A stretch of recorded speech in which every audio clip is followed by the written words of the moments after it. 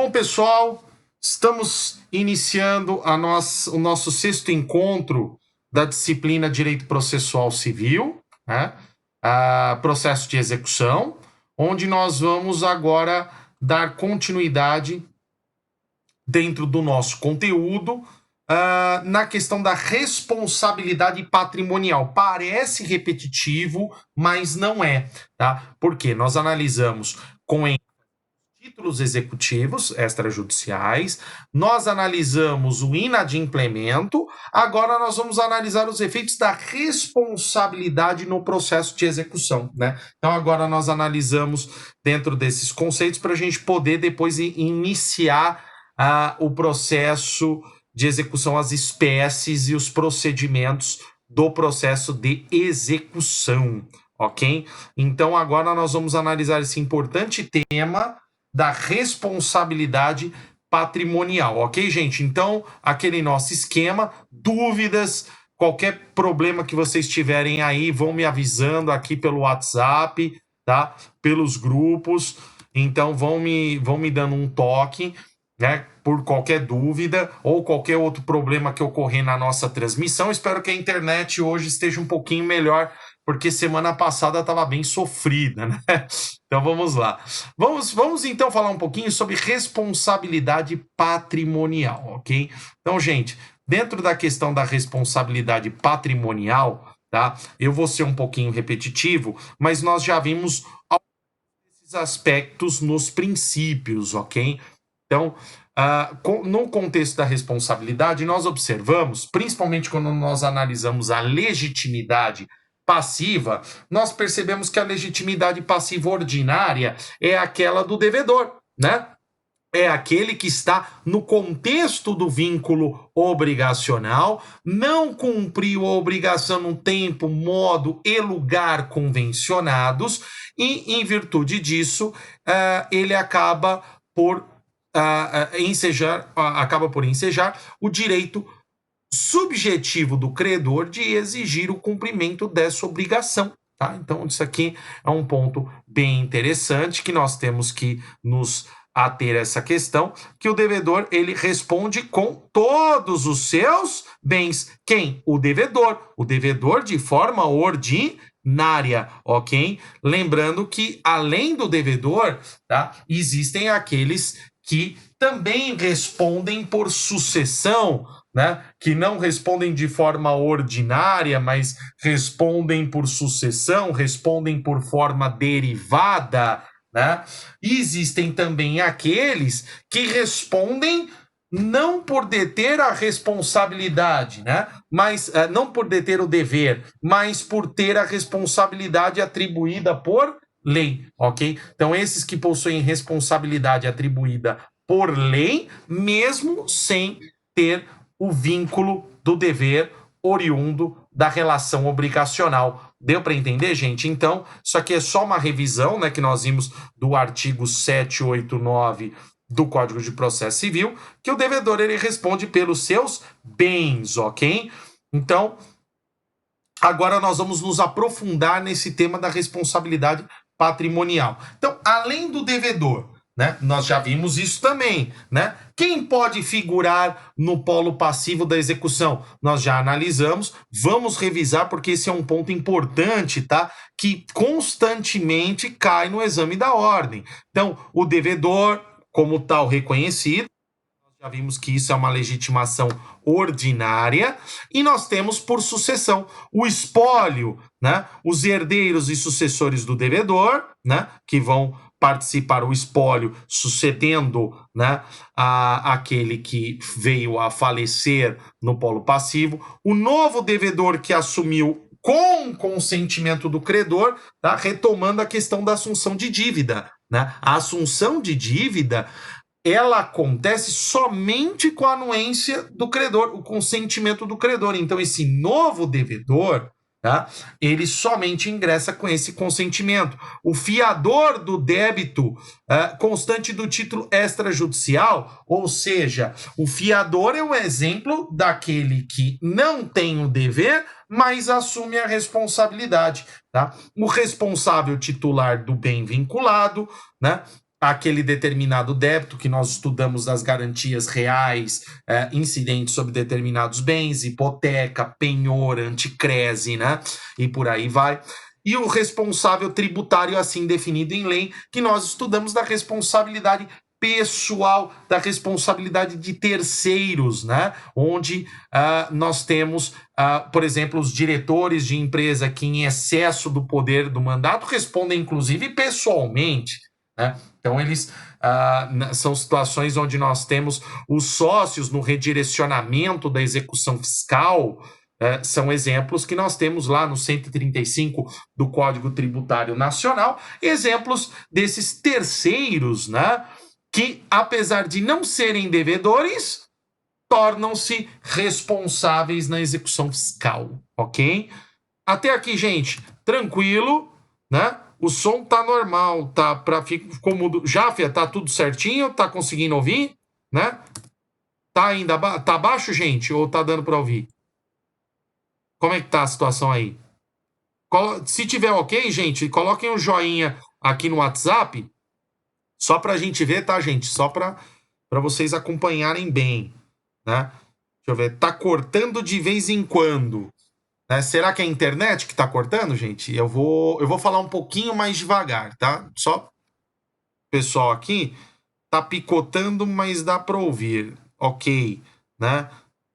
Tá ótimo, né? Então, às vezes a internet eu vou falar um pouco devagar, né? Um pouquinho mais lento para ajudá-los a compreender melhor.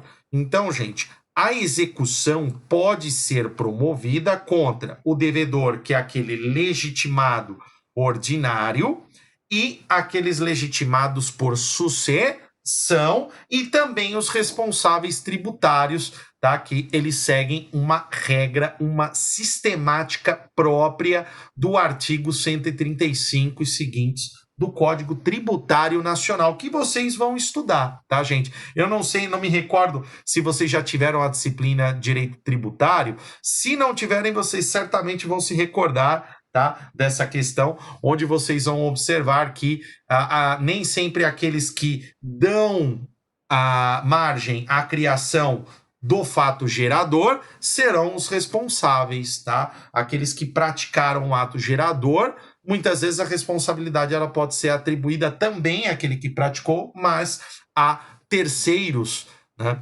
nessa situação. Deu para entender até aqui, gente? Então, essa é uma questão que nós já conversamos nas aulas passadas, quando nós falamos de legitimidade, só que aqui estou aproveitando a oportunidade para revisar esse tema.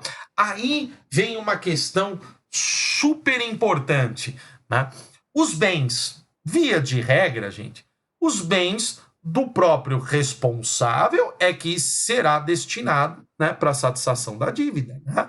Aqueles bens que o executado titulariza, que o responsável titulariza. Mas aí vem a seguinte pergunta: será que outros bens que não seja do devedor pode ser destinado a reparação? Olha que interessante, né? Então a gente percebe que no artigo 790 não apenas os bens do devedor, mas bens que muitas vezes não pertencem ao devedor podem ser levados à excursão patrimonial, né? Olha que interessante. Então você fala, peraí, professor, não entendi muito bem. Como é que um bem que não pertence ao devedor pode ser objeto de responsabilização em um determinado processo de execução? Como assim? Né? E aqui vem um ponto interessante do artigo 790. Né? Então, olha, inciso primeiro, do sucessor a título singular, tratando-se de execução fundada em direito real ou obrigação rei persecutória, ou seja, mesmo eu não sendo devedor, se houve um sucessor a título singular, ou seja, se esse bem ele foi alienado, se ele foi doado, né, se ele foi transmitido para um terceiro, que é a sucessão a título universal, né, nós observamos que é o caso do falecimento, Então, esse bem transmitido, né, se eu estou numa execução de direito real ou uma obrigação repersecutória, por exemplo, débitos condominiais. Né? Débitos condominiais são obrigações repersecutórias, inclusive é um entendimento do Superior Tribunal de Justiça que esses bens, mesmo o proprietário não integrando o processo de execução como proprietário, esse bem pode ser levado à alienação. Claro que o proprietário ele vai ser intimado dessa penhora. Tá? Ele vai ser intimado, mesmo não figurando no polo passivo, ele vai ser. Então, nesses casos da execução fundada em direito real, né, os bens do sucessor, aquele que sucede, né, que passa a assumir a titularidade desse bem, esse bem ele vai continuar sendo objeto da execução, ok? Então isso é bem interessante. Dentro do inciso segundo, ó, são sujeitos à execução os bens do sócio nos termos da lei, né? O sócio nos termos da lei, naquelas hipóteses em que a própria lei atribui a responsabilidade do sócio. Tá? É o caso que eu gosto de citar do Código Tributário Nacional do redirecionamento da execução fiscal, que não se confunde com a desconsideração da personalidade jurídica, mas esgotados esse patrimônio da pessoa jurídica, eu vou passar imediatamente para o patrimônio da pessoa do sócio nesse redirecionamento. Então, essas hipóteses em que a lei estabelece nessas Professor, desculpa interromper. Oi. Mas a questão não é assegurado no caso da limitada, por exemplo, ou SA, alguma coisa assim, não tem aquele seguro de propriedade dos sócios? Aquela separação? Isso, não, você está perfeito. Isso a gente está falando, mas isso na questão que a gente está falando que não foi um ato ilícito. Aquela dívida não foi ilícita. Exatamente, Flávio. Você está certíssimo, tá? Essas situações, né, que eu não vou me aprofundar, justamente porque a nossa disciplina ela não está concentrada nos requisitos, mas você está certíssimo. Como regra geral, tá? Nas sociedades limitadas, nas sociedades de responsabilidade limitada, tá? Que, com certeza existe essa situação que nós temos, tá? Da proteção, tá? Existe essa questão da proteção do patrimônio, ausência de confusão entre o patrimônio da pessoa jurídica e o patrimônio da pessoa física. Só que nós temos essas regrinhas excepcionais, tá? Então, gente, por isso que fala, os termos da lei é medida extremamente excepcional. Deu para entender? Ó, alô? É o Flávio, né? Deu para entender, Flávio? Oi. Entendi. Então é possível, fora a parte lícita, eu executar o bem de um sócio, levando em considerações esse artigo que você está ensinando agora. Como? Cortou um pouquinho para mim. Alô? Tem como você repetir? Tá picotando. Então, existe a possibilidade, fora do ato ilícito, da ilicitude, eu poder solicitar e executar o bem do sócio da empresa. Existe. Essa é a questão, tá, do redirecionamento da execução fiscal, tá? Que existe essa possibilidade, mas é uma possibilidade extremamente excepcional, tá? Eu vou até abrir aqui o Código Tributário Nacional para a gente ver essas situações, tá? Só para te ilustrar nessa situação. Só um minutinho. O centro de São Paulo é bem distante. Súmula. Só um minutinho. Deixa eu pegar aqui. Só um minutinho, pessoal. Não precisa se aprofundar no caso, não. Era só para mim ter um adendo mesmo, viu, professor? Você pode voltar à explicação. Quer ver aqui? Ó? Não. Só pegar aqui, ó, gente. Só um minutinho aqui, ó. Tô tentando pegar. Só um minutinho, só pegar aqui, ó. Me ajuda aqui. Não tô conseguindo sair. Só pegar aqui, ó.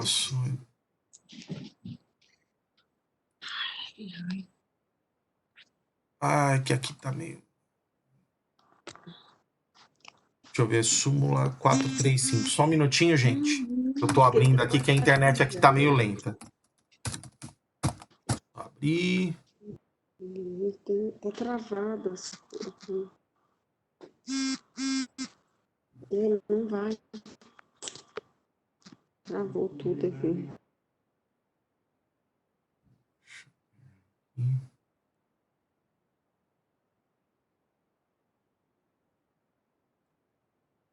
Olha aqui, gente, ó. Deixa eu só abrir aqui, ó.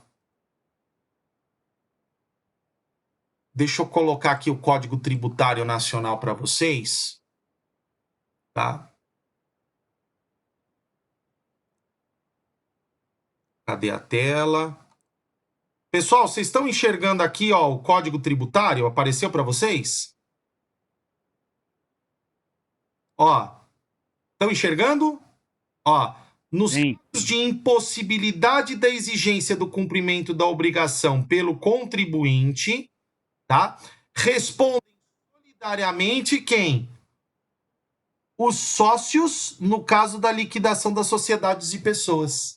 Tá? Então, se a sociedade, mesmo sem um ato ilícito, tá? A sociedade, ela se liquidou, ainda que de forma irregular, tá? Ela não está mais em funcionamento, que não necessariamente é um ato de abuso de poder por parte dos sócios, mas no caso da impossibilidade da exigência dessa obrigação do contribuinte, que é a pessoa jurídica, eu posso alcançar o patrimônio dos sócios. Deu para perceber aqui, ó, mas isso é excepcional, tá? Essa é uma situação, uma das raras situações, tá? Em que os sócios, eu vou atingir o patrimônio pessoal dos sócios, né? Sem uma desconsideração da personalidade jurídica, sem um ato de abuso da personalidade, tá? Então, não necessariamente eu preciso de um ato ilícito para que haja essa situação de atingir o patrimônio dos sócios. Eu tenho também uma outra situação que eu gosto de citar, que é com base na teoria menor da responsabilidade civil, a teoria menor do artigo 28 do Código de Defesa do Consumidor. O que fala o artigo 28? Na teoria menor, basta o inadimplemento. Se a empresa não tiver, a sociedade não tiver mais patrimônio para satisfazer, né, o consumidor ele pode automaticamente requerer a inclusão dos sócios no polo passivo. Tá? Então, a aplicação da teoria menor também é um reflexo dessa, mas é sempre subsidiário, tá? Sempre vai imperar o princípio da proteção patrimonial. Né? Primeiro eu vou executar a pessoa jurídica, se ela não tiver patrimônio, aí nessas situações excepcionais é que eu vou conseguir atingir o patrimônio.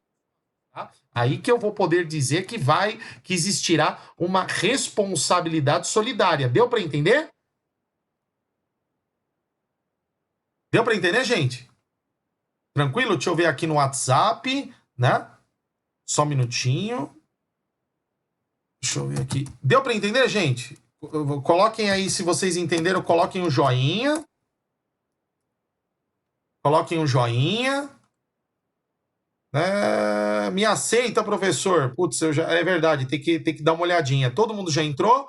Conseguiu entender? Isso, tá, gente? Então, a distinção da personalidade, gente, essa é a regra geral, tá? Só que em determinadas circunstâncias, o débito ele vai morrer com a pessoa jurídica. Ele não vai atingir a pessoa dos sócios, porque existe essa distinção. Em outras, excepcionalmente, esgotada a pessoa jurídica, eu vou poder dar este salto para a pessoa do sócio, ok? Então, essa é uma situação, deixa eu ver aqui. Ah, tem que autorizar aqui o pessoal. Isso, né? Isso aí, gente, autorizei já a entrada, tá? Então, essa é uma situação que nós temos que nos atentar dentro do contexto da responsabilidade. Deu para entender? A distinção, ela sempre vai existir, sempre. Né? Só que em algumas situações eu posso migrar para a pessoa dos sócios, em outras situações eu não posso migrar para a pessoa dos sócios. Não haverá responsabilidade nem solidária e nem subsidiária para com os sócios, tá? Deu para entender, gente? Por isso que quando na nossa aula nós falamos o sócio, tá? O sócio, nos termos da lei, é nessas situações em que a lei reconhece que o bem dos sócios são submetidos à responsabilidade patrimonial. Por isso que ele fala nos termos da lei. Deu para entender, gente? Joinha, tá? Então, o devedor, ainda que em poder de terceiros, e olha que interessante, tá? Ainda que esse bem esteja em poder de terceiros, isso não retira a possibilidade do bem do devedor de ser utilizado, de ser penhorado para a satisfação do débito do credor, ok? O cônjuge ou companheiro, nos casos em que seus bens próprios ou de sua ameação respondem pela dívida. Alguém pode me dizer quais são esses bens? Vocês já tiveram direito de família? Ainda não, né? Ainda não, acho que vocês estão tendo agora, né? Direito de família, não é? Está sendo agora. Isso, então vocês ainda provavelmente ainda não tiveram essa parte, tá, gente? Então, só para esclarecer para vocês, as dívidas comuns da família ou contraídas em benefício da família, ambos, a depender do regime, respondem, tá? Isso de uma forma geral, isso falando no regime da comunhão parcial de bens, por exemplo, tá? Existem regimes que existem essa independência, mas eu não vou entrar nas diversas modalidades de regime de bens dentro do direito de família. Mas o que eu gostaria de deixar uma regrinha geral para vocês é que, no caso das dívidas contraídas em favor da família, ambos os cônjuges respondem, né? A meação responde pela dívida. Então, se eu tiver uma dívida contraída em benefício do casal, pode a meação da esposa pode ser penhorado um bem da esposa nesse processo? Pode, inclusive nós já temos uma jurisprudência bem recente que vem aceitando a possibilidade da inclusão dos bens do cônjuge, ou ainda que a meação do cônjuge não seja incluída, mas que esse bem, em virtude do regime, né, ele seja levado à penhora, mas reservada a meação do cônjuge. Deu para entender, gente? Tranquilo? Tá? Deixa eu só aqui. Deu para entender, gente? Então, essa é a situação que nós temos. Então, você vai me perguntar, professor, então quer dizer que pode, se a dívida é minha, uma dívida minha, eu tenho essa dívida, pode ser que essa dívida ela venha a gerar responsabilidade? Essa dívida, o meu cônjuge pode ter um bem penhorado para satisfazer essa dívida? Né? Então a gente percebe aqui, ó, nos casos em que os seus bens próprios ou de sua ameação respondem pela dívida. É possível, tá? Nós encontramos julgados, tá? Onde essa penhora do bem vem sendo admitida. Mas aí vem a pergunta: o cônjuge tem que ser intimado? Tem, ele tem que ser intimado, tá, gente? Sempre esses terceiros, se eles não integrarem a relação patrimonial, tá? Gente, deixa eu aceitar aqui, que eu acho que tem um pessoal querendo entrar na nossa reuniãozinha, joia, tá? Então, nessas situações, nós temos a possibilidade do cônjuge ou companheiro responder por esses débitos, ok? Aqueles alienados ou gravados com ônus real em fraude à execução, né? Fraude à execução nós já vimos, é a declaração da ineficácia da alienação de um bem, né? Seja porque houve má-fé por parte do terceiro, ou seja porque houve uma prévia averbação nos órgãos de registros públicos a respeito da existência da execução, acerca da penhora daquele bem, né? E nessas situações, nós temos os bens alienados ou gravados com ônus real em fraude à execução, cuja alienação ou ônus real tenha sido anulada por ação autônoma de fraude contra credores, né? A chamada ação pauliana, né? Que ninguém sabe, né, onde está esse pretor Paulus, né, que deu origem a esse nome da ação pauliana, né? A ação pauliana é a ação autônoma, uma ação anulatória para que se reconheça a fraude contra credores. Só lembrando uma dica, fraude contra credores é aquela que existe antes da existência de uma ação capaz de reduzir o devedor ao estado de insolvência. Então, quando essa alienação ela acontece antes da ação, nós temos a fraude contra credores, que ela dependerá de uma ação própria, uma ação autônoma. Se já existir essa ação, nós temos o quê? Fraude à execução, que a fraude à execução ela pode ser declarada incidentalmente no próprio processo de execução. Agora, se for fraude contra credores, eu preciso de uma ação de conhecimento própria. Deu para entender a diferença, gente? Fraude contra credores é aquele vício do negócio jurídico, tá? Que provavelmente vocês estudaram em Direito Civil 2, parte geral, né? E ela através de ação anulatória. Já a fraude à execução é uma fraude de ordem processual, tá? E matéria de ordem pública. Então ela decorre da ineficácia, da declaração de ineficácia, que pode ocorrer no próprio, incidentalmente, no bojo da ação de execução. Deu para entender, gente? Tranquilo, tá? Dúvidas? Deixa eu ver aqui o WhatsApp nosso aqui. Temos dúvida? Me aceita, travou, tive que sair. Joia, deixa eu ver aqui. Participantes. Jáfia já tá aqui com a gente, né? Não, já tô aqui, professor. Maravilha, tá? Então, essa questão. E o responsável nos casos de desconsideração da personalidade jurídica, ou seja, quando existir um abuso da personalidade, tá? No artigo 50 do Código Civil, que é a teoria maior da personalidade, quando houver um abuso da personalidade, né? Seja pelo desvio patrimonial ou pela confusão, o desvio de finalidade ou confusão patrimonial, eu posso reconhecer a fraude, eu posso requerer a inclusão dos sócios, né, no polo passivo, ou também a chamada desconsideração inversa da personalidade. Que é a desconsideração inversa? É quando eu me utilizo da pessoa jurídica para blindar uma dívida que é minha, tá? Eu vou agir em confusão patrimonial. Então, por exemplo, tô estourado no mercado, tá? Estou insolvente.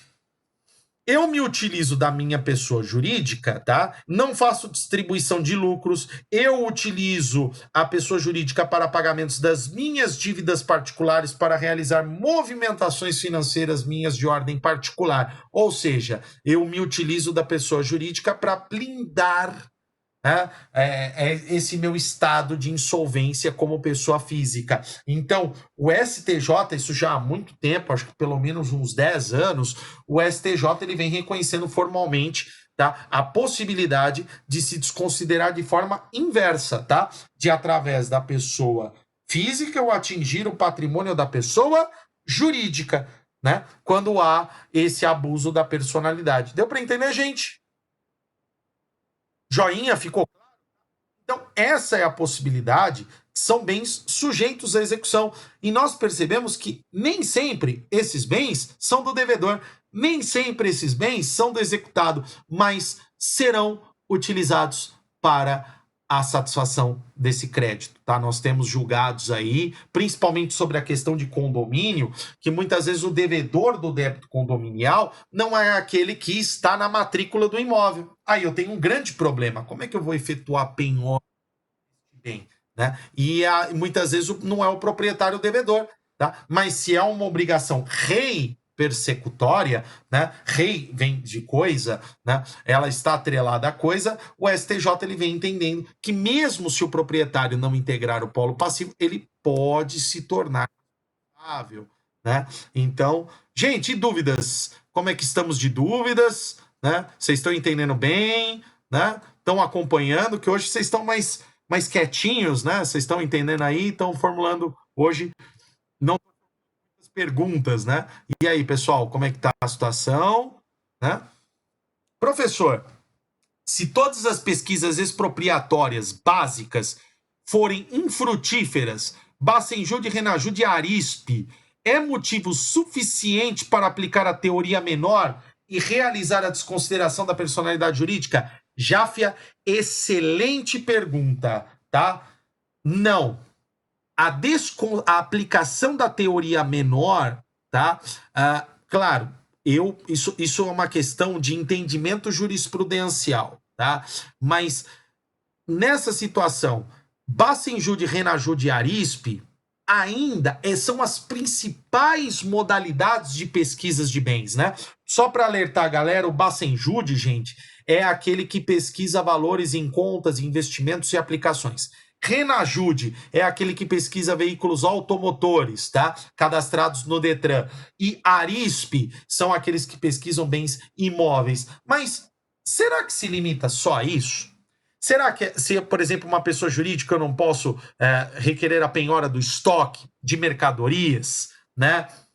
Então, uma penhora na boca do caixa. Então, eu acredito que só essas três modalidades não vem sendo suficiente, tá? Mas existe uma boa parte da jurisprudência que concorda. Se você fizer pesquisa jurisprudencial, tá, Jáfia? E o restante da turma, vocês vão encontrar que, esgotadas as principais modalidades, já seria o caso de incluir os sócios no polo passivo, tá? Eu entendo que seria um pouco imprudente esse posicionamento, porque muitas vezes nós podemos ter outros bens, tá?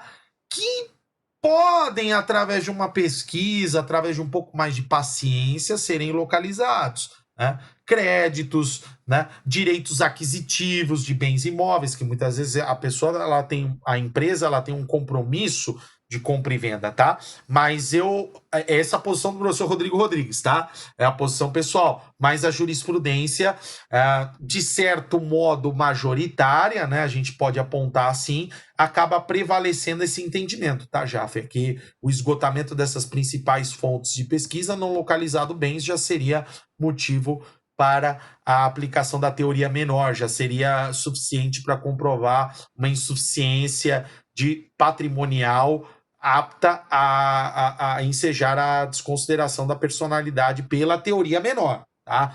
Teoria menor.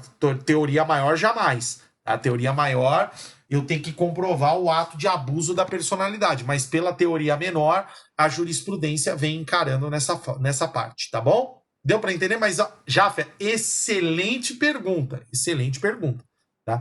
Pergunta muito, muito, muito, muito bacana, tá, gente? Ó, tá vendo como é bom? Se tiverem dúvidas, gente, perguntem, tá? Sem medo de ser feliz, perguntem, que é sempre bom a gente tirar as dúvidas referentes à nossa matéria, né? Nós estudamos também, gente, que dentro da responsabilidade patrimonial há exceções, tá? Para fins de execução, nós estudamos, ou seja, nem sempre o patrimônio ele é o objeto de satisfação de uma determinada, uma medida executiva dentro do processo de execução, tá? Nem sempre o patrimônio ele é o foco do processo de execução. Então, aqui nós temos a execução de alimentos, do artigo 528, parágrafo 7º, que nos traz a questão do débito alimentar, que o não pagamento das 3 prestações anteriores ao ajuizamento da execução e as que se vencerem, elas podem admitir a prisão civil. Então, não que a prisão civil vai dar a satisfação por esses 3 meses, mas ela é um instrumento de natureza não patrimonial utilizado na execução, né? Então, ela é um meio coercitivo para que o devedor de alimentos ele venha a pagar, a satisfazer mediante o pagamento de uma quantia, da quantia executada, tá? Então, são esses instrumentos de natureza não patrimonial que nós temos, tá? Então, só para recordar, a execução de alimentos é este caso, né? Nós temos também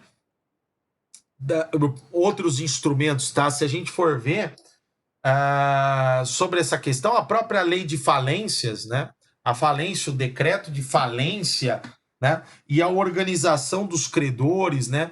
Nós temos diversas formas e diversas medidas de natureza não patrimonial que são instrumentos de execução, mas sempre com esse objetivo, né? De permitir que haja uma satisfação desse crédito, ok? Então, por exemplo, nós temos muitas vezes, e que nem sempre, né?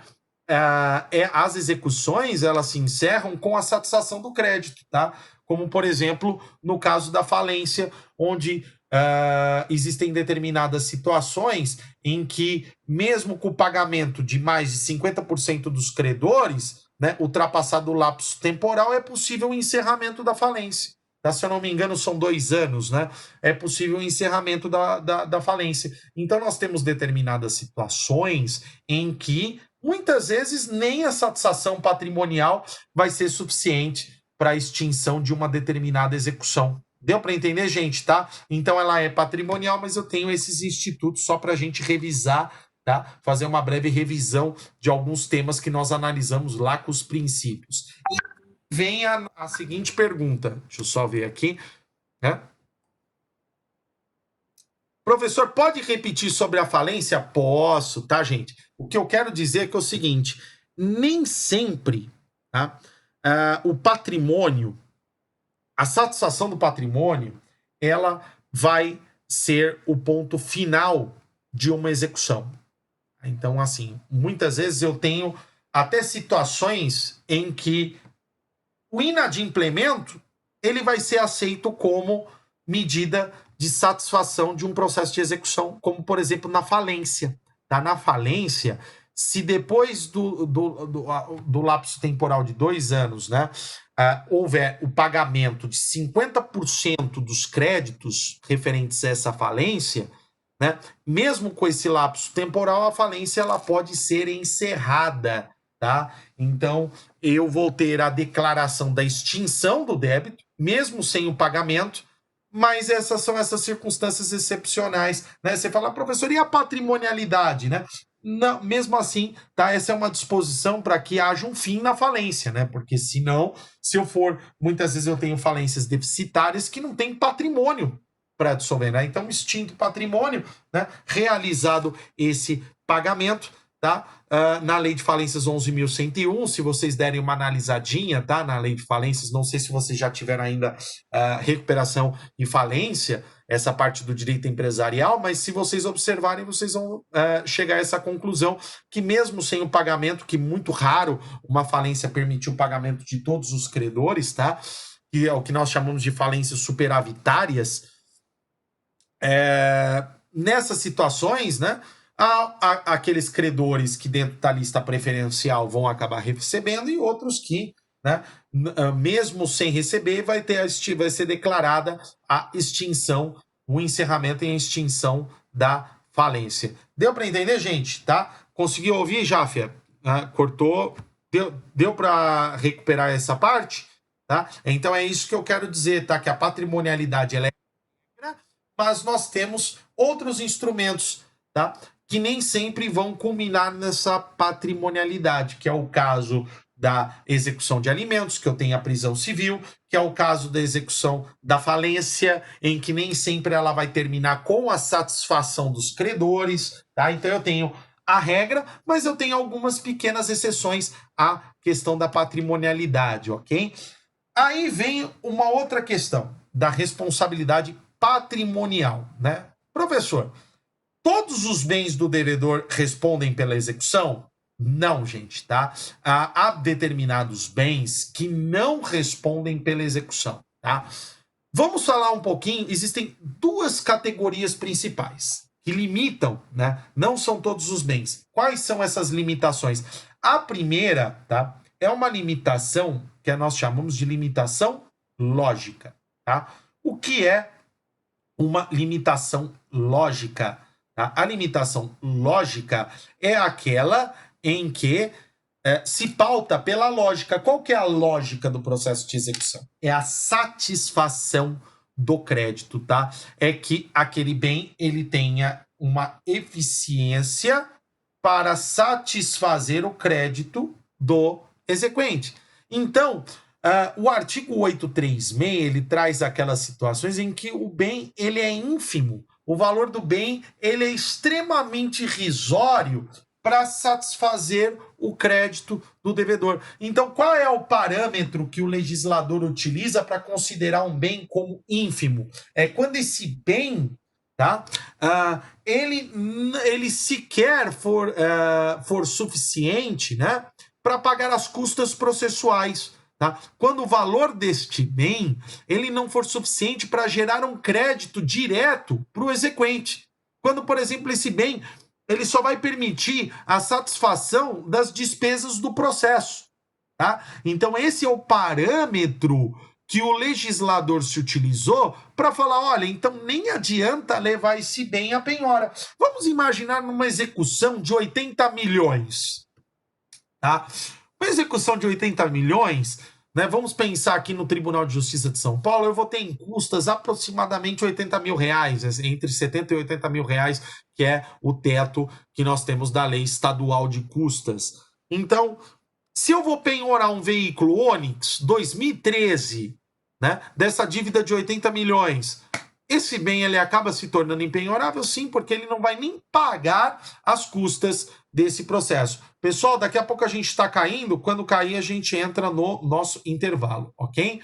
Joia? Tá? Então daqui a pouco vai ter essa queda. Então o artigo 836, ele fala, se o bem ele não for suficiente nem para pagar direito às custas de um processo, tá? É que ele é ínfimo para a satisfação desse crédito, né? Seria ineficiente levar esse bem a leilão, a alienação judicial. Deu para entender, gente, tá? Então, o artigo 836, eles nos traz essa limitação lógica, ou seja, 80 milhões, eu vou procurar um bem, né? Eu vou procurar um patrimônio que seja pelo menos suficiente para pagar as custas do processo e reverter isso em um determinado crédito, ainda que parcial, para o exequente, para o credor, ok? Então eu tenho essa penhora, valor irrisório, né? Esse aqui eu até tirei esse é um acórdão do Tribunal de Justiça de São Paulo, onde ele fala o seguinte, né? Penhora, valor irrisório, nos termos do artigo 836 do Código de Processo Civil, não se levará a efeito a penhora quando ficar evidente que o produto da execução dos bens em contrato será totalmente absorvido pelo pagamento das custas de execução. Diante do valor da causa, o valor constritado não corresponde a sequer a 1% do montante da dívida, ou seja, ele não consegue nem pagar as custas iniciais desse processo. Deu para entender, gente? Olha a lógica aqui, ó. Então, o que fala o desembargador? Que acaba sendo ineficiente levar a leilão um bem de um valor ínfimo, né? Seria ineficiente para a busca da satisfação do crédito. Então é mais interessante que o exequente ele continue perseguindo os bens até achar um que seja compatível, ao menos, para gerar um mínimo de satisfação no processo, para que haja um mínimo de eficiência. Imagina se cada carro localizado até atingir uma dívida de 80 milhões, né? Imagina, né, como vai ficar o poder judiciário. Então, o bem ele tem que ser, pelo menos, proporcional para a satisfação desse débito, tá? Então, eu trouxe esse julgadinho interessante, tá? Para a nossa aula de hoje. E aí, vem o outro ponto, né? As limitações constitucionais e legais, tá? Aqui a gente tem uma limitação lógica, não que a lógica ela não seja legal, tá? Nesse caso, a dívida sofre anistia? Legal, pergunta da Alcenira. Alcenira, não. A dívida não sofre anistia, a não ser que o devedor, o credor, renuncie esse crédito. Tá? Então, o que pode acontecer? Esse processo ele pode ser suspenso, ele pode ficar arquivado, ser retomado o seu andamento, mas a guilhotina continuará aqui, ó, na jugular do devedor. Tá? Então, a qualquer momento, o devedor, ele pode, né? O devedor, ele pode sofrer uma penhora de conta, ele acha que o processo arquivou, ele fala, legal, tô tranquilo, né? Tá tranquilo, tá favorável. E aí, de repente, ele é surpreendido por uma penhora nas contas, por uma, né, que acaba ocorrendo, tá? Então, sempre ele vai ficar... gente, tem gente querendo entrar, né?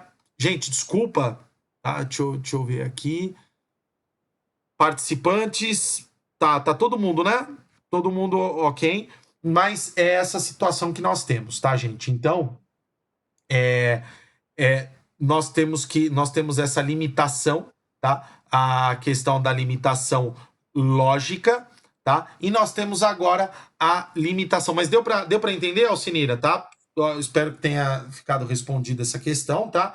Mas é nesse sentido mesmo que nós temos não fica anistiado, tá? Não fica anistiado, não há anistia, mas o processo está ali, né? Existe a relação. Pode ser que ocorra uma coisa chamada prescrição intercorrente? Pode, tá? Isso eu vou explicar no momento oportuno, a prescrição intercorrente, tá? Pode ser que esse crédito venha a prescrever, né? Professor, como é que prescreve, né? Vou explicar isso direitinho. Hoje, com o novo Código de Processo Civil, nós temos um cenário muito melhor, né, sobre a prescrição intercorrente, né? Inclusive, nós tivemos o incidente de assunção de competência pelo STJ, que deixou as